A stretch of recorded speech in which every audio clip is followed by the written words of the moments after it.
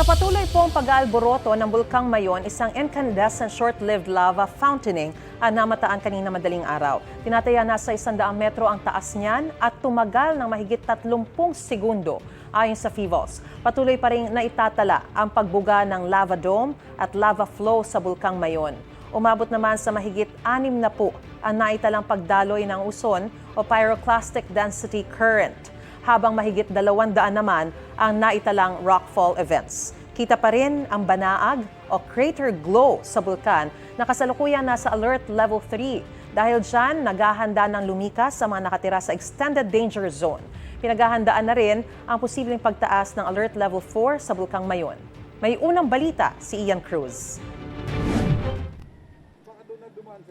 Ito ang border control point ng pulisya sa bayan ng Santo Domingo, Albay, sa extended danger zone na 7 to 8 kilometers mula sa Bulkang Mayon. Naglatag ng checkpoint para mabilis masabihan at maialis ang mga nakatira rito sakaling iakyat sa alert level 4 ang status ng Bulkang Mayon. Kapag nasa alert level 4, posible ang pagputok ng bulkan anumang oras at maaaring palawigin ang danger zone sa 10 kilometro o mahigit pa mula sa summit crater. Ang 72 anyos sa Sinilda na nakatira malapit sa border control point, handa raw sakaling panikasin. Siyempre, tanggap. Nakakatakot naman yan. Maraming namatay na sa Mayon na yun. Oh, siyempre, aalis kami. Nag-abiso ang FIVOX na mula 10 oras ng gabi ng Sabado, tumaas pa ang seismic energy ng Bulkang Mayon. Sabi ni FIVOX Director Teresito Bacolcol, posibleng may episode daw ng magma recharge ang Mayon. Bagamat tumigil na ang naobserbahang pagtaas ng seismic energy, posible pa rin na magdulot ito ng pagpapatuloy ng eruptive activity ng bulkan, gaya ng madalas na rock falls at pagdaloy ng uson. Nasa 70,000 residente ang kailangang ilikas kapag inakyat sa alert level 4 ang bulkan. We have to prepare, number one, yung mobility. So we need trucks or any form of vehicle na pwede sa maramihan or sa mga pamilya. Ang bayan ng Malilipot na nasa 6-kilometer danger zone, mayroong 406 families o mahigit 1,500 na individual na evacuees. Sa San Jose Elementary School, nasa 200 pamilya ang nananatili. Sapat daw ang pangailangan pero may mga evacuee nang nagkakasakit. Ang 3 taong gulang na si Nino, nilalagnat at sinisipon, kaya nagpa-check up na sa clinic ng evacuation center. Sa siguro po sa ulan, naaambunan kasi lumalabas. Galing kami sa Kalbayog nung nag-evacuation, maulan na gabi. Yung sa DOH namin, may mga naman sila. Naglalagay sila ng rooms dapat na medyo dapat hindi makahalo dun sa mga karamihan na mga bata. Dapat Oo. Ina-isolate sila? Oo. May pagkakataong nawala ng kuryente sa evacuation center. Mainit kasi siyempre maraming evacuate. Kaya mainit yung kuryente lang talaga ang problema dito. May mga bata pag mainit nag-iiyakan sila. May inaayos sa Tent City sa bakanting lote sa San Jose para hindi na sana gamitin ng mga evacuee ang paaralan. Wala kaming trabaho ngayon, binigyan kami ng trabaho. Kahit paano, madagdagan yung income, magkakatulong pa kami sa mga ibang evacuees na malilipat dito. Pero sabi ng alkalde ng Malilipot, dahil sa banta ng LPA, baka hindi pa nila palipatan ang mga tent kahit mabuo na ito. Ito ang unang balita. Ian Cruz para sa GMA Integrated News. Dahil po sa tumitinding mga aktibidad sa Bulkang Mayon, naghahanda ang mga otoridad sakaling itaas doon ang alert level 4. Ano-ano nga ba ang senyales na makikita sa bulkan para itaas ang alert level 4? Ayon sa FIVOX, itataas ang babala kapag dumami at tumindi ang ngayoy low-frequency earthquakes ng Mayon. Isa pang magiging basehan na kung tataas din ang sulfur dioxide emission o asupre at kung patuloy na magkakaroon ng crater glow o banaag, lalo na kapag patuloy na umagos ang lava mula sa bunganga ng bulkan o magkaroon ng lava fountain o pagbulwak ng mainit na lava. Tuloy-tuloy ang pagpasok ng imported na bigas sa bansa mula ng alisin ng pamahalaan ng pansamantalang ban dito. Naglalaro sa 55 hanggang 57 pesos ang kada kilo ng imported na bigas depende sa klase. Mas mura naman ang lokal na bigas na nasa 37 hanggang 50 pesos ang presyo. Live mula sa Dagupan City, may unang balita si Jasmine Gabriel Galban ng GMA Regional TV. Jasmine. Igan, simula pa noong nakaraang mga araw ay tuloy-tuloy na ang delivery ng imported na bigas sa mga pamilihan, hindi lang sa lungsod na Dagupan kundi maging sa iba't ibang bahagi sa probinsya ng Pangasinan.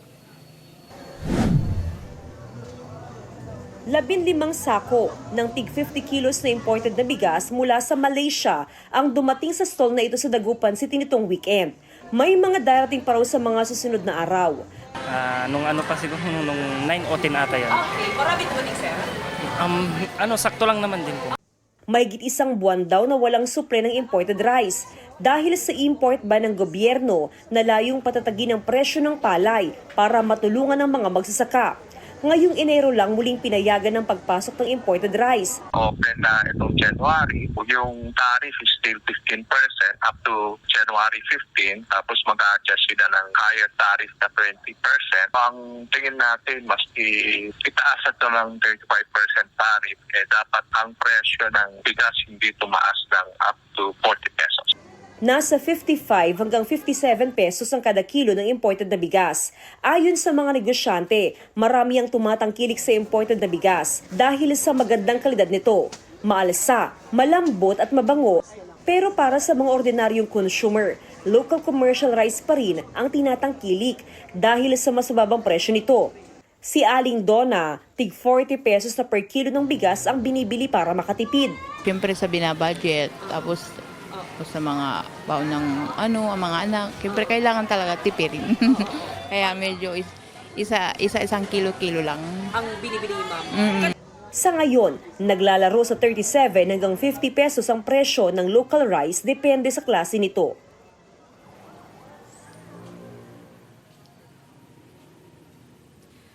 Igan, ayon sa Sinag, sa loob ng 15 hanggang 20 days ay asahan daw ang mas marami pang supply ng imported na bigas na darating sa mga pamilihan sa probinsya ng Pangasinan. Samantala, tiniyak din ng Sinag na sapat din ang supply ng local commercial rice sa merkado. Igan? Maraming salamat, Jasmine Gabriel Galban ng GMA Regional TV. Good news sa mga mamimili, bahagyang bumaba ang presyo ng asukal sa ilang palengke. Problema naman ang mga nagtitinda, tumumal ang benta matapos ang holiday season. Live mula sa Pasig, nagbabalik si EJ Gomez.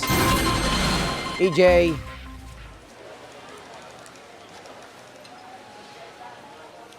Igan, good morning. Chinek nga natin ang presyuhan ng asukal ngayon. Kasunod ng pag-aproba ng pamahalaan sa plano ng bansa na mag-export ng asukal sa dami ng kasalukuyang supply. Ang presyo bumaba na ng 5 to 7 pesos kada kilo. Inaprubahan ng Department of Agriculture o DA ang plano ng Sugar Regulatory Administration o SRA na mag-export ng 100,000 metric tons na raw sugar sa Amerika. Layon daw nitong mabawasan ang sobrang supply ng asukal sa bansa.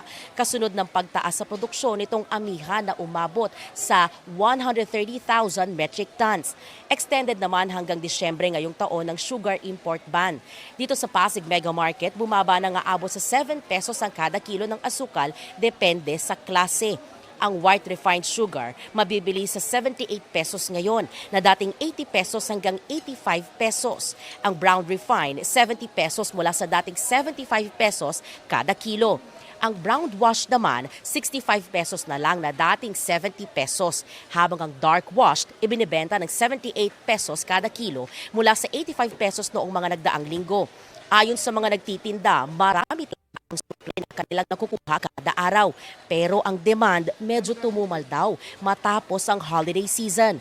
Pabor naman sa mga gaya ni Marilyn ng pagbaba ng presyo ng asukal dahil araw-araw daw siyang bumibili nito para gamitin sa paggawa ng sweet sauce at sukang sausawan para sa kanyang kwek-kwek business. Kahit pa paano, medyo nag-less naman sa computation namin. Sa asukal kasi dati 85, so 15 pesos. Kasi 85 dati siya 15 pesos din na bawas. Sana wag naman tumaas na. Para sa amin, malaking halaga kasi pwede namin i-add namin pambili ng ulam or baon ng bata. Parang ganun. Malaking bagay na din na ito. Nagsimula lang po siya nung bago magpasko po. Bumaba po yung mga asukal. Yung supply po naman is parang marami po yung stock sa ngayon kasi lagi naman po kami may deliver. Minsan po 5 sako, mga ganun. Sa isang lang po yun. Sa isang kulay lang po. Sa ngayon po, medyo tumumal po siya. Siguro po dahil marami silang ginastos ng Pasko at New Year.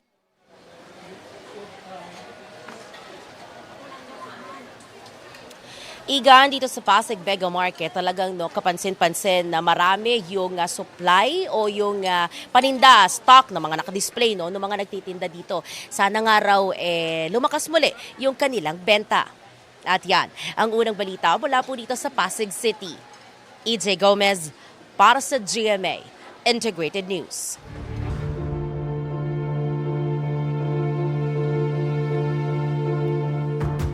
Sampu pang mamahaling sasakyan na konektado umano kay dating Congressman Saldico ang patuloy na hinahanap ng PNP Highway Patrol Group.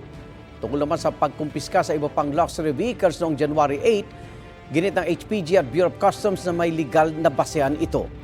May unang balita si Rafi Timang.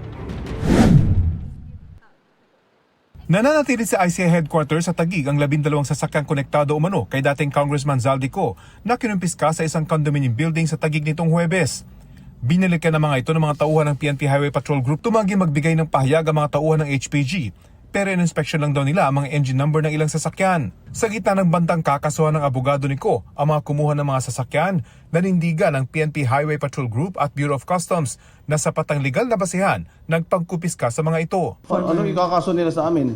Na kinuha namin yung sasakyan nila, na naka-uniforme kami, nagpaalam kami sa kanila, they granted it, we give them receipts, at sinabi namin, dalhin namin dito sa ICI compound.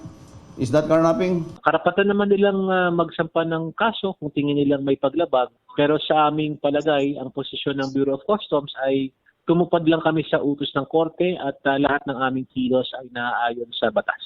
Ayon sa BOC, matapos makatanggap ng impormasyon mula sa ICI tungkol sa mga sasakyan ni Ko, chinek daw nila ang kanilang system at lumabas na walang import permit ang mga ito. Hindi naman ganun ka-substantial yung number ng entries for Rolls-Royces in the Philippines. So the fact that it is not there, it creates a strong presumption that it is unlawfully imported. Titingnan natin dito, baka naman ibang entry ang ginamit, tapos it might fall under misdeclaration or misclassification.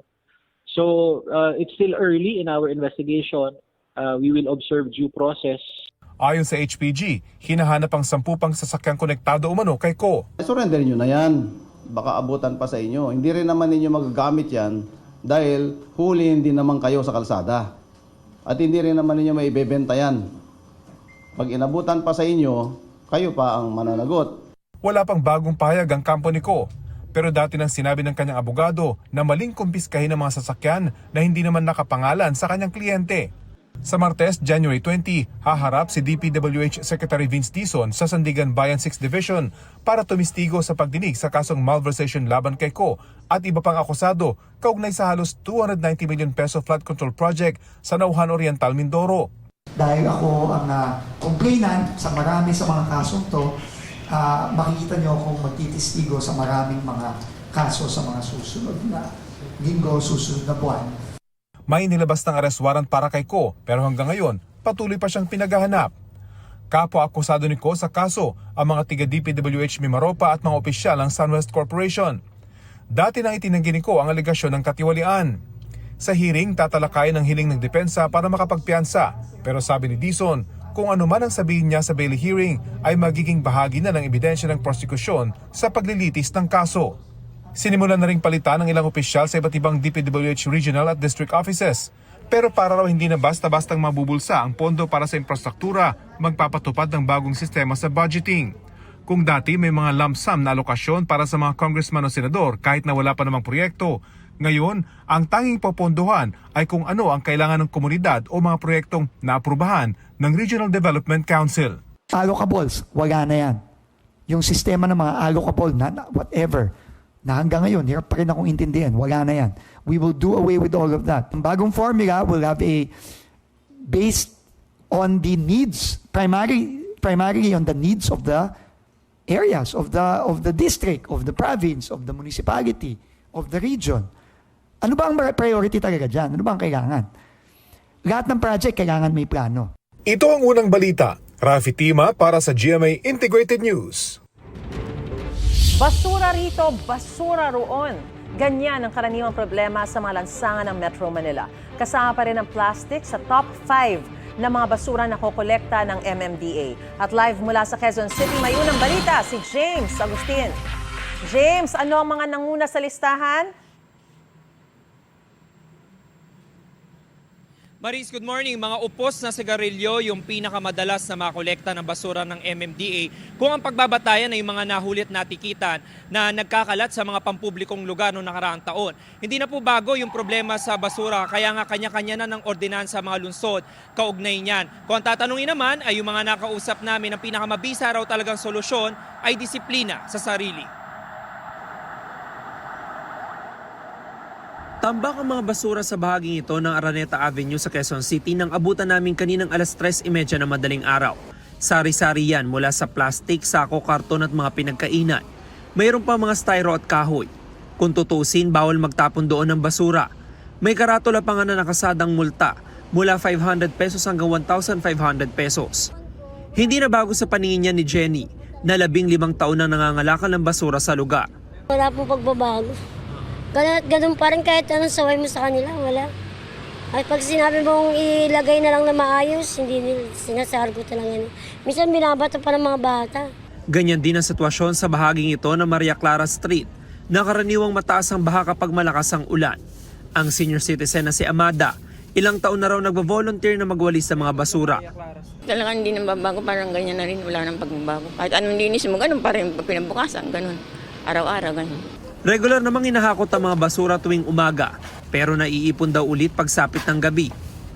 Sa datos ng Health Sanitation Services Coordination and Assistance Division ng MMDA, una sa listahan ng mga upos ng sigarilyo sa mga pinakamadalas makolektang basura kung ang pagbabatayan ang mga nahuli at natikitan dahil sa pagkakalat sa mga pampublikong lugar noong nakaraang taon.